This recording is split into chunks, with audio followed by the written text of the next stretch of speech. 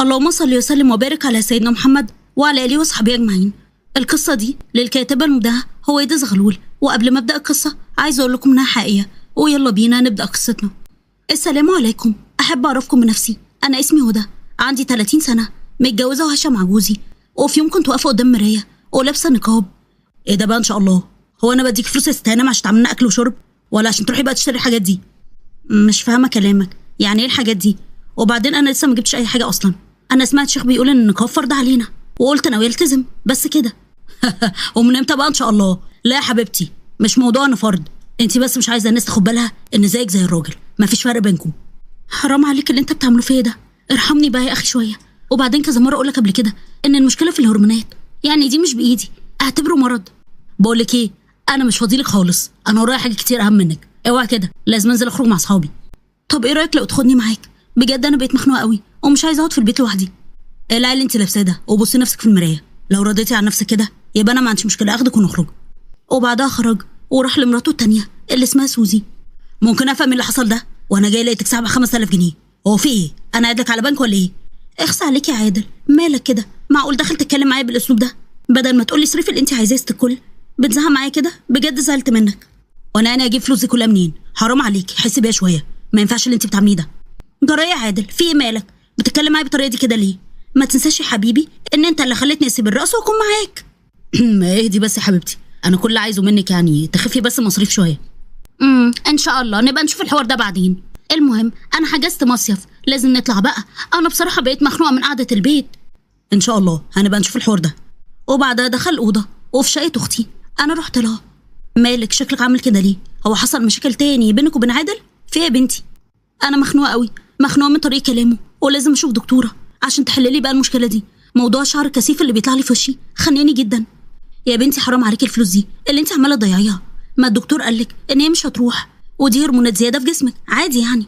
بس هو مش متقبل بقى الشكل كده خالص، وانا الموضوع ده خانقني، ارجوكي تقفي جنبي وتساعديني. على امي يا ستي، خلاص هشوف لك دكتور تاني وان شاء الله نروح له، بس مش عايزاكي تزعل نفسك، انا هقوم اعمل الاكل عشان نتغدى بقى سوا. وبعدها فعلا جابت لي دكتور ورحنا العماره بتاعته. وبعدها كنا واقفين عند الاسانسير، وفي الوقت ده سوزي كانت نازله. انت طالعه عند مين معلش؟ انت مالك انت وبتكلمي معانا كده ليه اصلا؟ اصل يعني شكلك كده مش من العماره هنا، والاسانسير ده يا حبيبتي لسكان العماره بس، مش اي حد بيطلع فيه. انت يا بواب الزفت تعالى هنا. خلصت سوزي، في حاجه حصلت ولا ايه؟ العماره دي خلاص بقى كل من هب ودب كل واحد بيطلع فيها. في ايه؟ هم اكيد جايين للدكتور، يبقى يطلعوا على السلم، ما يطلعوش بقى على الاسانسير. حلو قوي الكلام ده، اوعي بقى كده وانا اطلع هنا. وبعدها طلعنا، وبعد ما خلصنا كنا نازلين في الاسانسير وحد وقف وفتح، وكان عادل. ايه ده؟ انت بتعمل ايه هنا؟ وانت عرفت ازاي ان انا موجوده هنا؟ ايه الكلام ده؟ ممكن اعرف المدام محترمه بقى بتعمل ايه هنا ان شاء الله؟ اهدى شويه يا عادل، مالك شكلك عامل كده ليه؟ وبعدين احنا كنا عند الدكتور، يعني مش بنعمل حاجه غلط. لو سمحتي انا بتكلمش معاكي، انا بتكلم مع مراتي، وارحميني بقى شويه من الفلوس الدكاتره اللي انت عماله تصرفيها على الفاضي. اتفضلي يلا قدامي على البيت، بالراحه عليها، وياك تتكلم معاها كده تاني. اتفضلي قدامي. وبعدها روحنا البيت، وفي بيت امنيه دخلت شقتها، وبعدها دخلت اوضه النوم، لقيت السرير مش متروق، وخرج هشام جوزها من الحمام. ايه ده؟ هو انت مش قلتي انك رايحه مع هدى البيت؟ غريبه، ايه اللي جابك يعني؟ مين اللي كانت هنا؟ هو انت ايه مفيش فايده فيك يا اخي بقى؟ حرام عليك، عملت فيك ايه عشان كل شويه تعمل فيا كده؟ هو في ايه بالظبط؟ انت عايزه ايه مشاكل وخلاص؟ هو يعني عشان عملتها مره تفضلي تشكي فيا؟ ارحمني يا اخي بقى، لو انت مش حاببني يبقى طلقني وسيبني في حالي، انما بلاش تفضل تعمل معايا كده. انت ليه بتعمل كده؟ بقول لك ايه، انا داخل البس وخارج، انا عارف ان انا لو فضلت معاكي اكتر من كده هنعمل مشكله كبيره، غوري بقى. وبعدها دخل وهي بدات تفتكر اللي حصل زمان، فلاش باك. هشام داخل وكانت امنيه قاعده. استغفر الله العظيم يا رب، الواحد بقى بيتخانق من العيشه اللي هو عايشها دي. امي متصله بيا وبتقول لي ان هي عايزاكي تروحي عندها. طب ايه المشكله يعني يا هشام؟ انت عارف ان مامتك تعبانه وبتحتاج ان حد يقعد معاها، انا اروح اشوف عايزه ايه وهبقى ارجع على طول. المشكله مش في كده وبس يا امنيه، دي عايزاكي تباتي معاها، انا مش عارف بالظبط هي عايزه ايه. طب انا ما عنديش اي مشكله يا حبيبي ان مامتك يعني تيجي تقعد معانا هنا، احسن من كل شويه يعني ان انا اروح لها واسيبك لوحدك. لا لا، تيجي فين؟ انت عارفه متاكده كويس قوي ان انا مش هكون مرتاح معاها، روحي شوفي هي عايزه ايه. وبعدها فعلا راحت، وبعد شويه كانت قاعده مع حماتها. شوفي يا بنتي، عايزه تعملي اكل ايه؟ والله ما كنت عارفه انك جايه، لو كنت اعرف كنت انا اللي عملت الاكل. ايه الكلام ده يا حماتي؟ هو مش انت اللي قلتي لهشام ان انا اجيلك ولا ايه؟ لا طبعا يا بنتي، هو قال لي ان في خناقه كبيره بينكم وقال لي ان هو يبعتك، بس بلاش تقول له حاجه يعني عشان ما يزعلش مني. بقول لك يا حماتي، انا رايحه الشقه وهجيلك على طول. وفعلا قمت ورحت وانا مستغربه جدا الموضوع ده، ولما دخلت كانت الصدمه. ده انت يومك اسود النهارده. مين البنت دي وجايبه بتعمل ايه؟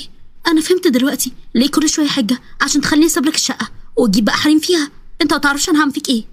ايه دي بالله عليك يا امنيه؟ دي لحظه شيطان يعني، ووعدك ان انا مش هعمل كده تاني. ليه؟ هو انت فاكر بقى ان انا هسكت لك؟ انت هتطلقني ودلوقتي حالا.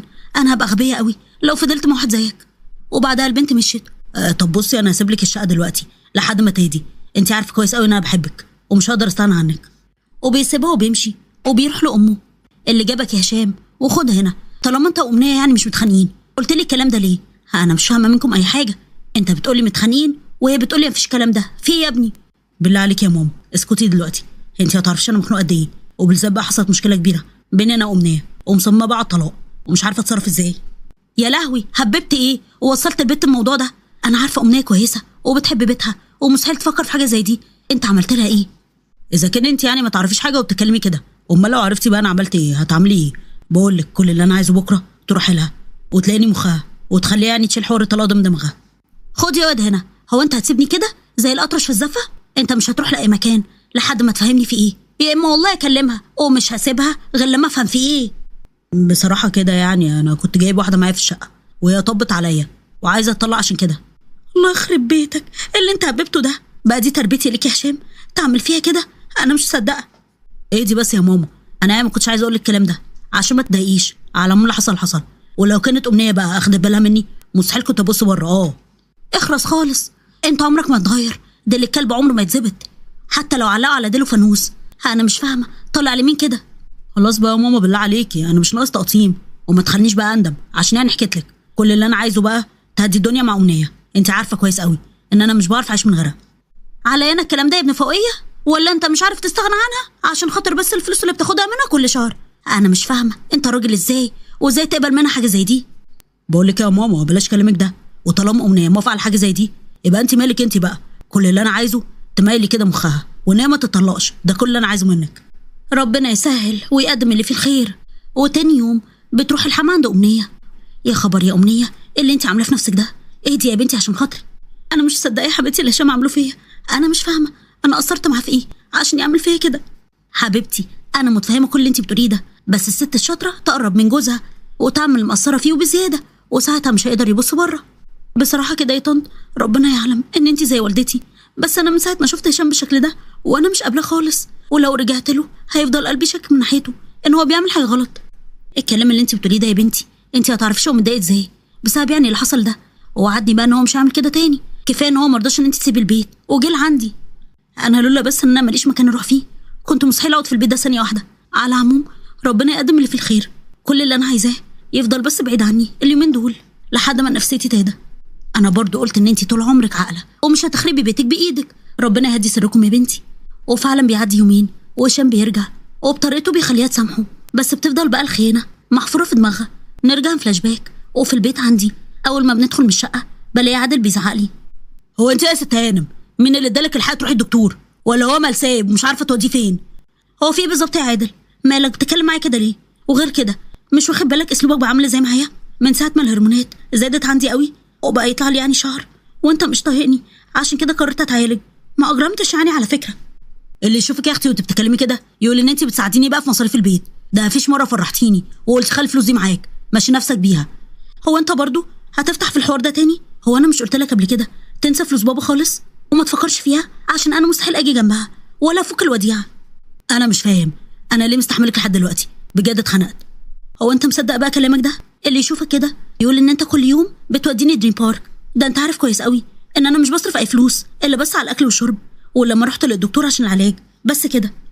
بقول لك ايه، اعمل ايه تعمليه، عشان انا عارف كويس قوي ان انا مش هعرف اخد منك لا حق ولا باطل. انا داخل بلكونه هدخن سيجاره اطلع فيها القرف بتاعك. وبيخرج على البلكونه وبيلاقي الموبايل بتاعه بيرن وكانت سوزي. هو انت فين يا استاذ لحد دلوقتي؟ هو انت ازاي تخرج بقالك ساعه ولسه ما رجعتش؟ ايه دي بس، ده انا كنت النهارده بقى هتكشف لولا بس ربنا. تصوري وانا طالعه في الاسانسير لقيت هدى بقى وامنيه في وشي، وكويس قوي ان انا لميت الموضوع بدل ما كانوا يشكوا في حاجه. ها؟ وكانوا بيعملوا ايه في العماره هنا؟ هو انت ليك حد معرفه في العماره؟ لا طبعا، هو لو ليا يعني كنا سكننا في العماره؟ كل الحكايه انها كانت جايه للدكتور في العماره بسبب الهرمونات دي اللي هي زايده عندها دي. بصراحه انا بدات اتخانق منها قوي ومن شكلها. انا مش فاهمه، هو انت ازاي لحد دلوقتي مستحملها؟ معقول يبقى معاك الدلع والجمال ده كله وتخلي حد تاني على ذمتك؟ ده انت هبل. ما انت عارفه كويس قوي انا معاها ليه. انا اول بسمه طول مراد اقول لها امك في العشاء ولا طارت، بس كل الحكايه الموضوع عايز صبر. ماشي يا عادل، اديني هسكت اهو لحد ما اشوف اخرتها ايه. على عم اقفل بقى، لا تاخد بالها من حاجه وتحصل بقى مشكله. يلا سلام. وبتقفل معاه. وفي الوقت ده عند هشام كان قاعد مع واحده. كويس يا روحي قوي انك مشيتي بسرعه، لولا كده كانت البومه طبت علينا وخلت اللي ما يشتري يتفرج. انا مش فاهمه، طالما انت مش بتحبها لسه ليه مخليها على ذمتك لحد دلوقتي؟ انا لو منك ولو طلبت الطلاق كنت ما صدقت واطلقها. هو انا عبيط يعني عشان اعمل حاجه زي دي؟ انت ما تعرفش انا باخد منها كل شهر فلوس قد ايه من الوديعه اللي هي فاتحاها. لا طبعا ابقى عبيط قوي لو طلقتها. انت عبيط والله. بقى انت مضيها على التنازل على القايمه ومش قادر تخليها تفك الوديعه وتديها لك؟ شكلك ما بقتش مقصر عليها. بصراحه كده البنت شكلها كبرت وفهمت بقى الدنيا كويس، وقلت لها على الحوار ده ورفضت وقالت هي حاجه ومسنوده عليها، وقالت كفايه علينا الارباح اللي بناخدها منها كل شهر نصرف في البيت. دي شكلها بقت ناصحه خالص وما بقاش يضحك عليها. خلاص ما فيش الا حل واحد، والحل ده يخليها بقى تفك الوديعه ورجليها فوق رقبتها، وكمان هتبوس رجلك انها تعمل كده. ايدي على كتفك، ده اول ما الحوار ده يخلص انا هرمي عليها اليمين. هقول لك الحل، هو ما فيش الا حل. تشتري لها بقى كاميرا وتحطها في الشقه وتدي الواحد مفتاح الشقه، وانت فاهم بقى الباقي. وساعتها هتخاف من الفضيحه وهتطلب منك تعمل لك اللي انت عايزه. يا بنت الايه، ده الحوار ده ما كانش في دماغي خالص، بس نصبر بقى على اول الشهر تاخد الفلوس وساعتها نعمل الحوار ده. تعالي بقى انا عايزك في كلمتين كده. اصبر بس اسمعني، بس عايزاك تخبي الكاميرا عشان محدش يعرف مكانها، ما تبقاش غبي. ها سيبك من موضوع الكاميرا ده، انا عارف ازاي. يلا بس تعالي اقولك حاجه. وعند سوزي بتروح عند الدكتور. انت اتجننتي يا سوزي؟ جايه تعملي ايه هنا؟ هو انت عايزه بقى تفضحيني؟ اهدى كده يا حبيبي، فضايح ايه اللي بتتكلم عنها؟ ويا سيدي اعتبرني حاله وجايه عندك من اللي بيجوا يكشفوا، ولا انا بقى مشبهش؟ طب مش وقته الكلام ده، لسه في ناس بره عايزين يكشفوا. قولي عايزه ايه خلصيني. في واحده كده جت عندك النهارده اسمها هدى وكشفت عندك، صح؟ هدى مين؟ مش فاكر. هدى سليمان محمد. مالك فيك ايه؟ ما تركز معايا. ايوه افتكرت، وكمان فاكر ان عندها تقريبا هرمونات زياده، وده مضايقها جدا عشان جوزها يعني مش متقبل حاجه زي دي. بس انت عرفتي الحوار ده ازاي؟ وايه كمان ان شاء الله؟ ده انا اول ما قلت اسمها افتكرتها على طول، وافتكرت عندها ايه كمان. بقى انت فاكر بقى كل عيانين اللي بيجولك برضو ولا ايه؟ لا على فكره بغير. ايه دي بس كل الحكايه انها صعبت عليا من كلامها يعني، وبالذات انها حلوه والهرمون مأثر عليها عشان كده. بقول لك ايه، قفل على الحوار ده، انا جاي لك مخصوص عشانها. انا عايزاك تكتب لها بقى دواء غلط وتروح فيها، انا عايزه اخلص منها. واول ما الدكتور بيسمع الكلام ده بيروح واقف. هو انت اتجننتي؟ هو انت ازاي تفكري ان انا ممكن اعمل حاجه زي دي؟ لا طبعا مش موافق. هي كانت اصلا عملت لك ايه عشان تفكري في حاجه زي دي؟ بقول لك ايه يا حلو، اقف معوج واتكلم عادل. لو انت ناسي ان انا اللي جايبه لك العياده دي يبقى فكرك. وعلى فكره البنت ديت عادل متجوزها وعلى قلبها فلوس قد كده، ولو راحت بقى كل الفلوس دي هتروح لعادل، وساعتها انا هقلبه فيها ويبقى النص بالنص. انا مش مستعده اعمل حاجه زي دي ولا اودي نفسي في داهيه. انا مش عارف انت بتعملي كده ليه؟ مش كفايه خدتي جوزها منها؟ عايزه كمان تخلصي عليها؟ بقول لك ايه يا وليد، قفل على الحوار ده وقفل على حوار الضمير. ها انا غلطانه ان انا جيت اتكلم معاك اصلا، انا هتصرف. هو انت فاكره ان كل الناس زيك؟ انت ايه مش كفايه سكتلك انك معايا ومع جوزك في نفس الوقت؟ صدق انا غلطانه، ودي اخر مره هجيلك فيها. وبعدها بتمشي، واول ما بتمشي بيكلم السكرتيره اللي بتجيله. هو انت فاكره مدام اللي كانت جايه مع اختها هي كانت سايبه بقى رقم موبايلها في الكشف ولا ممكن تشوفيني؟ ايوه في حاجه ولا ايه؟ معلش ممكن تجيبولي، انا عايزه ضروري، اصل يعني نسيت اكتب لها على علاج معين. طب ثواني وهيكون عندك. وفعلا بتخرج. انا مستحيل اخلي حد يأذي حد بسبب طول ما انا عايش. انا مش فاهم جوزك ازاي يسيبك انت ويبص لواحده شبه سوزي؟ فعلا اتعمى في نظره. وبيمسك الموبايل وبيبعت لها مسج على الواتساب. مدام هدى، انا دكتور وليد، ممكن حضرتك تجي لي العياده بكره عشان اتلخبطت كده وشخصت حالتي غلط. وتاني يوم بصحى وبروح مكلمه امنيه، الحقي الدكتور عايزني اروح له، وبجد انا خايفه اعمل كده، خايفه عادل يعرف وساعتها تكون مشكله كبيره. ارجوكي اعمل ايه؟ يا بنتي في ايه؟ هي دي محتاجه سؤال؟ روحي طبعا شوفي الحوار هيخلص على ايه. طب ما تيجي معايا، بجد ما تعرفيش انا خايفه ازاي. معلش يا هدى، روحي انتي يا حبيبتي النهارده، اصلا انا صحي جسمي وجعني ومش حاسه بنفسي. الف سلامه عليكي يا حبيبتي. على العموم انا هروح للدكتور، ولو كده هبقى اعدي عليكي اطمن عليكي واقعد معاكي شويه، وبقفل معاها وبروح عند وليد، وفي الوقت ده بتكون قاعده سوزي وعادل. ما فيش الا الحل ده عشان مراتك تموت وتخلص منها وكل الفلوس تبقى ليك وتبقى هي غارت. الكلام ده لا طبعا مش موافق. دي لو ماتت اول حد هيشكوا فيه وانا، واكيد قالوا اثر السم في جسمها. هو انا عبيطه عشان اضحي بيك؟ كل الحكايه ان انا عارفه دكتور كويس قوي يكتب لها بقى حاجه تاثر في الجسم بسرعه وما بانش في التشريح. ها قلت ايه؟ هو دي فيها كلام؟ طبعا موافق. اهم حاجه محدش يلاحظ ولا اختها الحزبونه دي. ما تقلقش يا حبيبي، هتطلع منها زي الشعره من العجينه. انا عايزاك تحط في بطنك بطيخه صيفي. وبعدها رحت للدكتور وقال لي على كل حاجه. ايه ده؟ بجد انا مش مصدقه الكلام ده. معقول جوزي يعمل معايا كده؟ انت مش عارف انا كنت بعمل معاه ايه؟ كان ممكن ابيع الدنيا كلها عشانه. طب اهدي بس عشان تعرفي تتصرفي. انا ما قدرتش يعني اشوف حد بيفكر يأذيكي واسكت كده حتى لو كان جوزك، بس خدي بالك من نفسك. وبعدها مشيت من عنده، رحت عند امنيه وحكيت له امنيه كل حاجه. اهدي شويه يا هدى، ما ينفعش اللي انت بتعمليه في نفسك ده. هو انت ناويه تعملي ايه؟ مش عارفه، بس انا عايزه اوديه في 60 داهيه. انا مش ناويه اسكت على اللي حصل ده منه لله. طب بصي فكري في الموضوع ده. المهم انا نازله بس اجيب شويه طلبات وهطلع لك على طول، وبعدين نشوف انا اعمل ايه. وبعدها نزلت وانا دخلت اوضه النوم، وبعدها لقيت راجل داخل. بسم الله الرحمن الرحيم. إيه انت مين وبتعمل ايه هنا؟ هو في ايه؟ هو انت ناويه تعملي عليه محترمه ولا ايه؟ خليكي معايا بقى جدع. ابعد عني لحسن والله العظيم انت مش عارف انا هعمل فيك ايه. وبعدها دخل جوزها والبوليس. ايه حضره الضابط، مراتي بتخوني. ايه اللي بيحصل ده؟ انت هنا بتعمل ايه؟ انا ماليش دعوه بالحوار ده، مراتك هي اللي على طول يعني بتبعت لي. شكلك كده مش مالي عينيها. اخرس خالص، مش عايز اسمع صوتك. انت جايب راجل لمراتك؟ انت زي كده حسب الله ونعم الوكيل فيك. هو في ايه بالظبط؟ وانت يا راجل انت كنت بتعمل ايه هنا؟ الست امنيه هي اللي على طول بتتصل بيا وتقول لي اجلها بعد ما جوزها ما بينزل. وهي فين بقى امنيه؟ هو انت هتعملي عبيطه ولا ايه امنيه؟ ما احنا بقالنا سنتين مع بعض. وبعدها هدى طلعت البطاقه بتاعتي هي حضره الضابط. انا اسمي هدى، انا اخت امنيه، واكيد جوزها اللي عمل كده. الله، انت جايبني هنا عشان تسلمني ولا ايه؟ بقول لك يا حضره الضابط انا ما عملتش اي حاجه. الراجل ده قال لي هدفع لك الفلوس اللي انت عايزها بس تعمل كده. وبعدها راحوا على القسم وجت امنيه وعارفه كل حاجه. معقول يعمل فيا كده؟ عايز يلبسني في قضيه شرف؟ طب ما انت شفتي جوزي عايز يعمل فيا ايه؟ ده عايز يخلص مني، وانا اللي شخصيا بقى اللي اخلص منه وبنفس الطريقه. وبعدها روحت البيت ولقيت عادل. انا كنت غلطان معاكي، انا اسف في كل حاجه حصلت. انا فعلا كنت لازم استحملك عشان خاطر شكلك. انا جبت لك علاج هيجيب معاكي النتيجه. معقول الكلام ده ليه انا يا عادل؟ ربنا يخليك لي يا رب. المهم خدي العلاج اهو. وبعدها دخلت المطبخ، وبعدها اغمى عليا وشويه وكلم سوزي. الله يخرب بيتك يا سوزي، هو انت مش قلتي مش هتروح فيها في وقتها؟ شكلها كده ماتت. ازاي الكلام ده؟ الدواء ده مش بيخليها تموت الا بعد اسبوعين. طب انا اتصرف ازاي دلوقتي؟ انا خايفه اطلب دكتور ويعرف ان هي ماتت بالقصد. وبعدها دخلت امنيه بالبوليس. اتفضل حضرتك، اكيد سمعت كل حاجه. هو في ايه بالظبط انتوا بتعملوا هنا؟ الاسم هتعرف كل حاجه.